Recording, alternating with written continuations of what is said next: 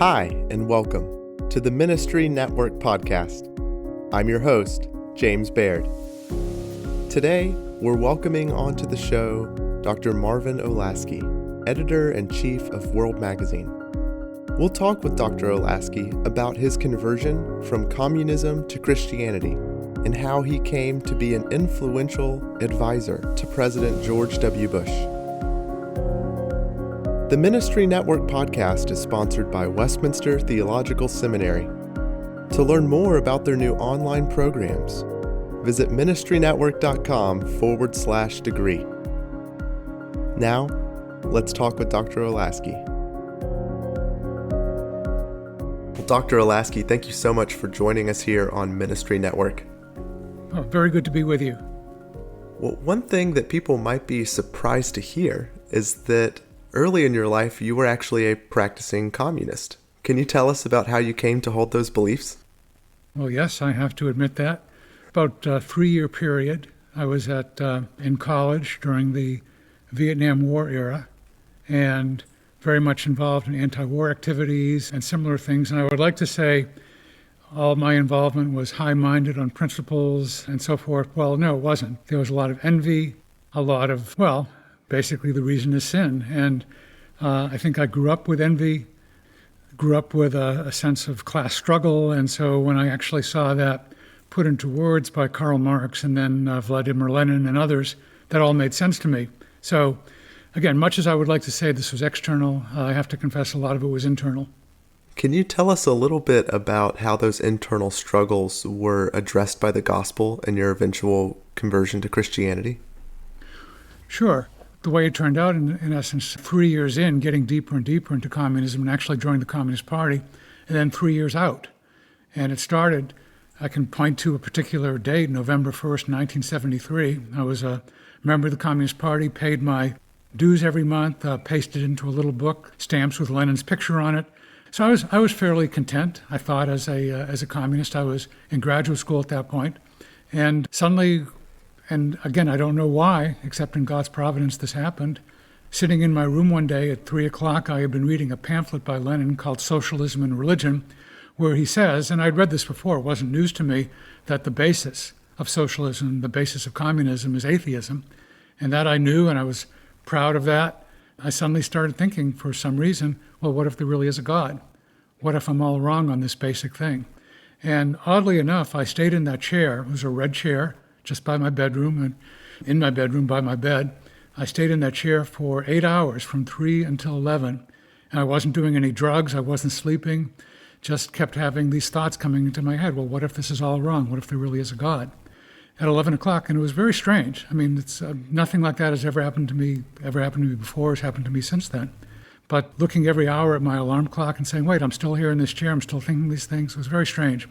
11 p.m. I got up and started walking around the campus for about 2 hours. November 1st was getting a little bit cold, but I just kept walking around and wondering, why is this happening to me? Why am I thinking this? But at the end of that period, I thought, wow, I really do believe that there's a God of some kind. And since Lenin, I thought, was right, atheism is the basis of communism, I very soon after that resigned from the Communist Party. That did not make me a Christian, though.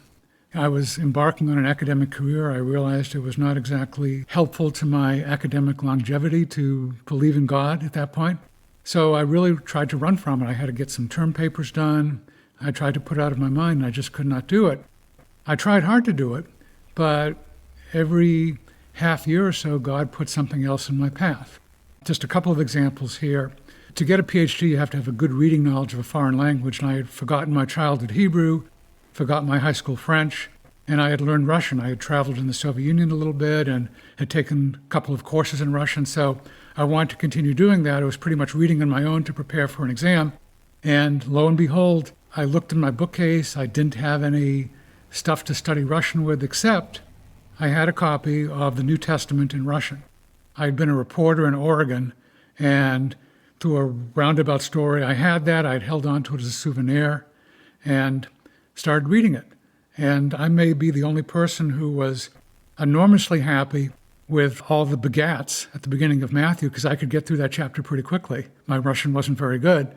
But then kept reading on, and by the time I got to the Sermon on the Mount, chapters 5 and 6, I was thinking, wow, this is really something special. This is better than Tolstoy, better than Dostoevsky. This must be something from God. So you would think, logically, at that point, I would really start reading and studying. But no, once again, went back to my academic pursuits, tried to put it out of my mind.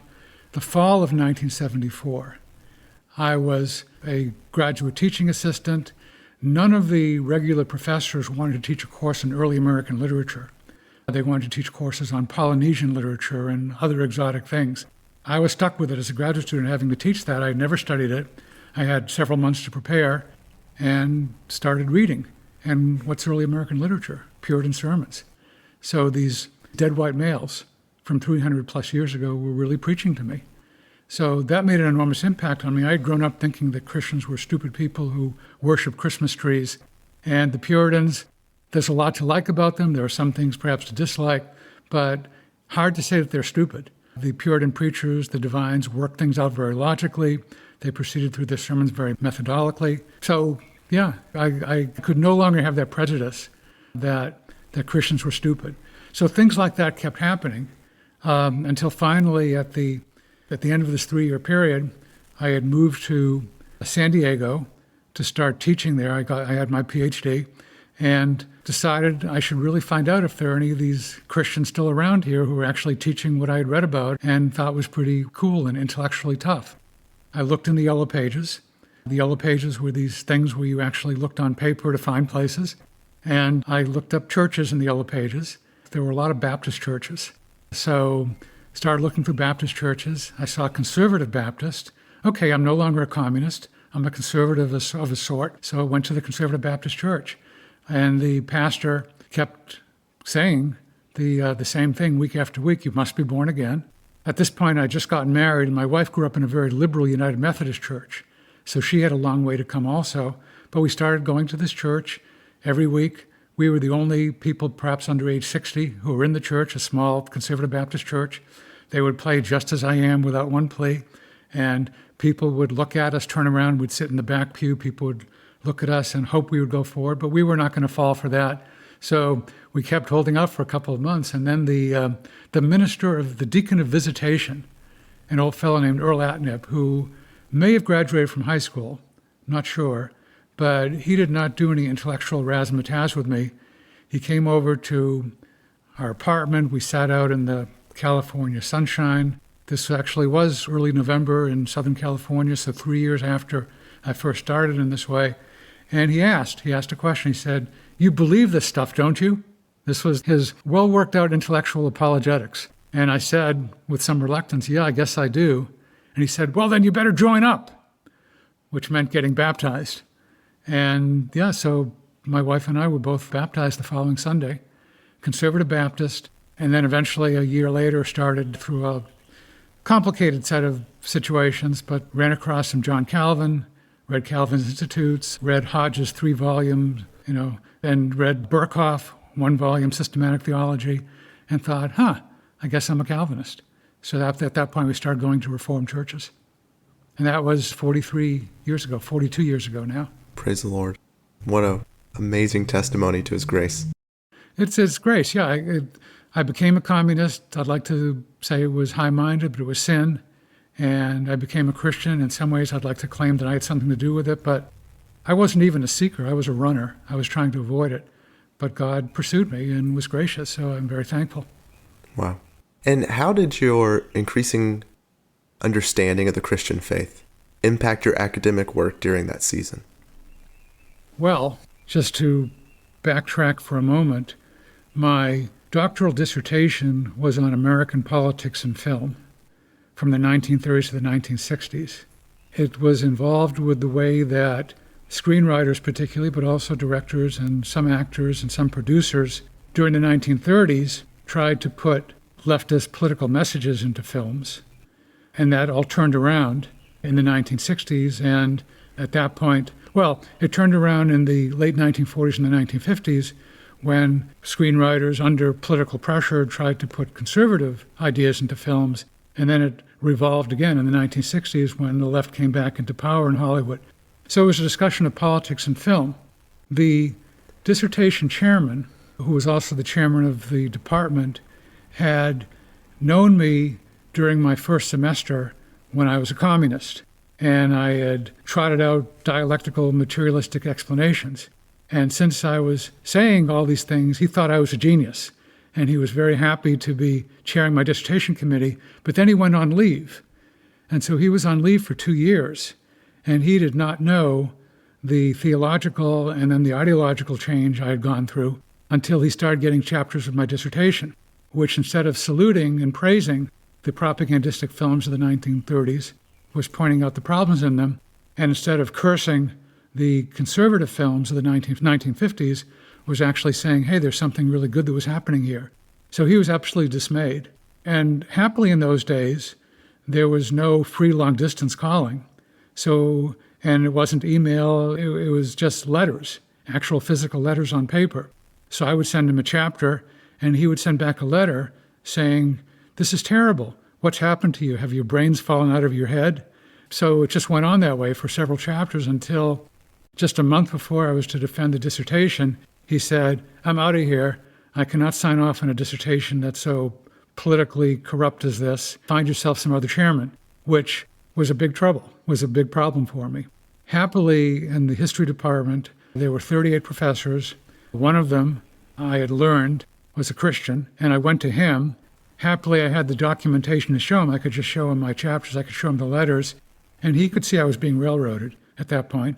And he, at some personal peril to himself, just as far as his relations with other professors, said, I will be your chairman, and we'll get this done. And his specialty actually was European history. He did not know anything about this topic, which in some ways I suppose may have been helpful to me.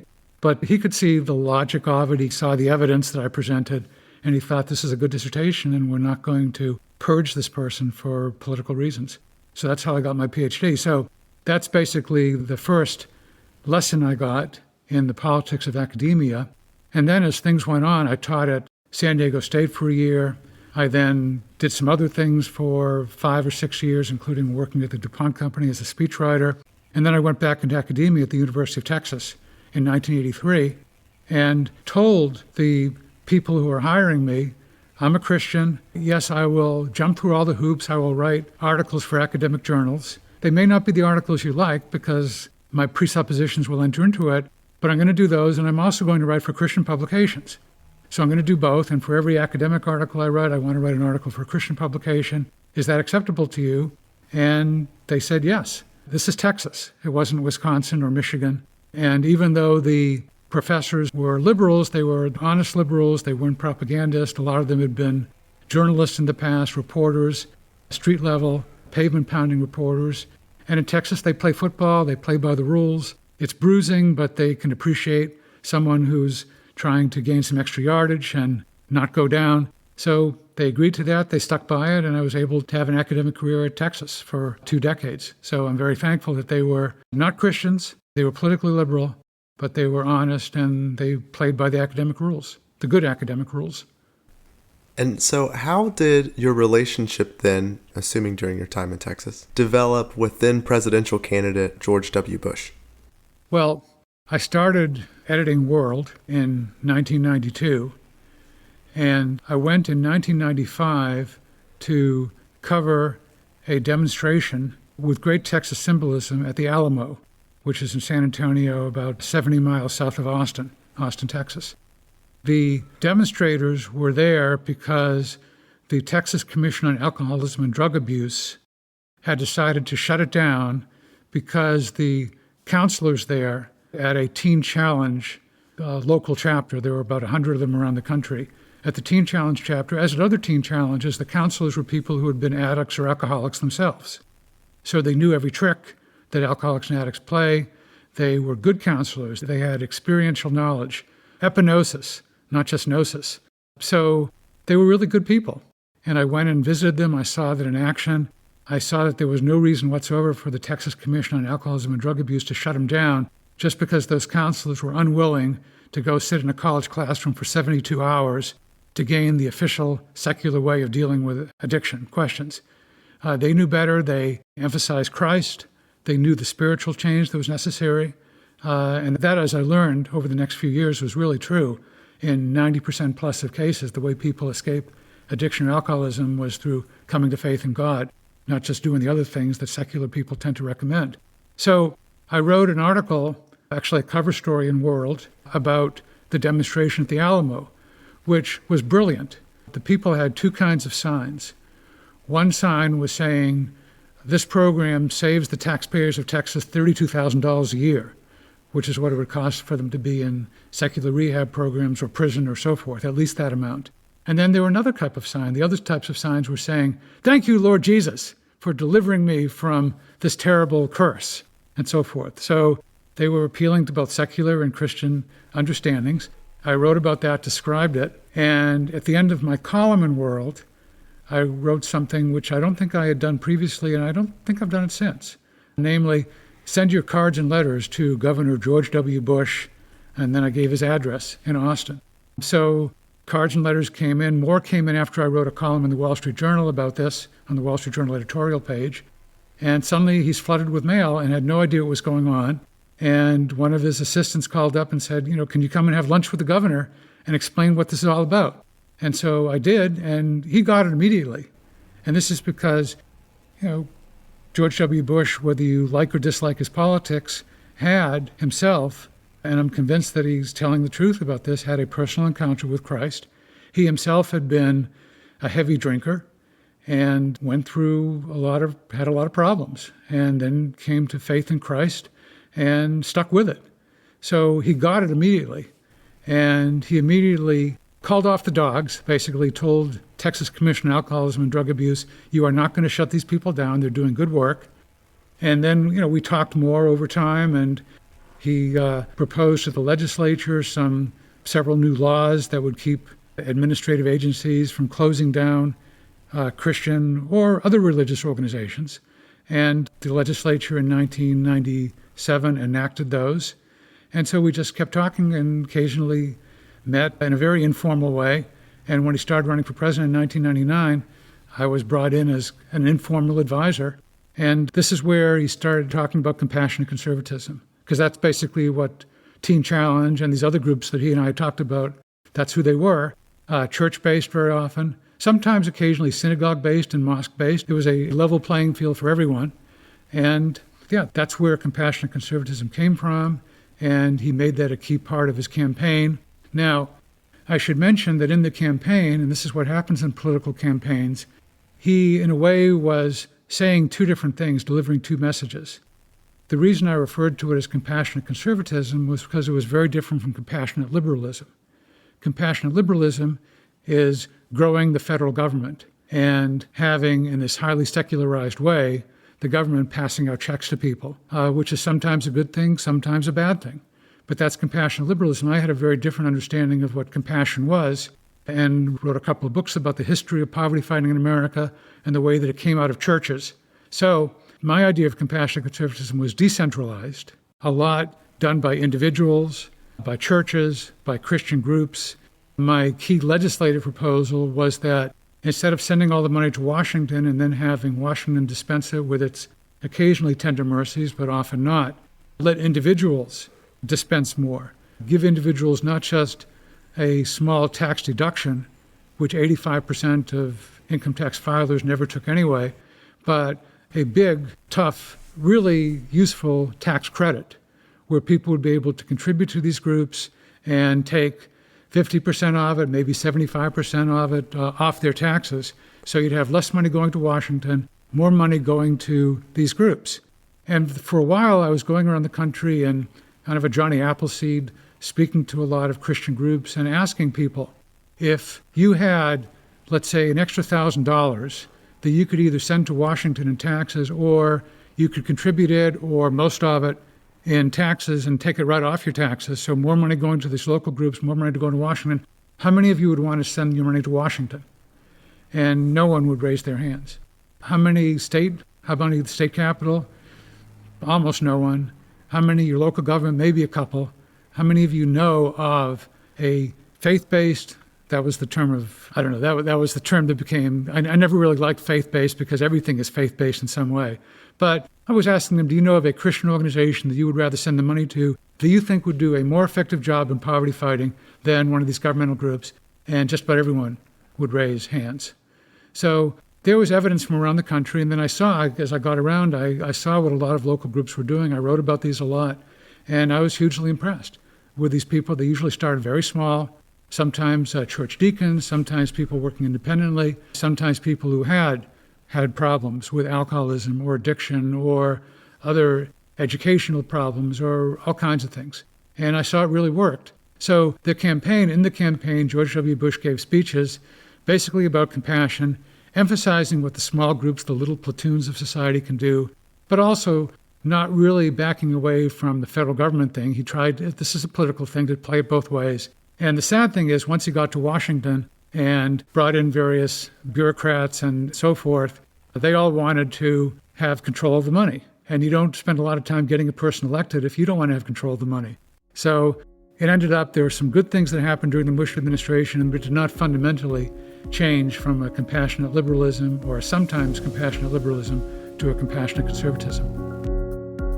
Join us next week as we continue our conversation with Dr. Olasky. In the meantime, you can visit ministrynetwork.com/degree to learn more about the new online offerings available at Westminster Theological Seminary.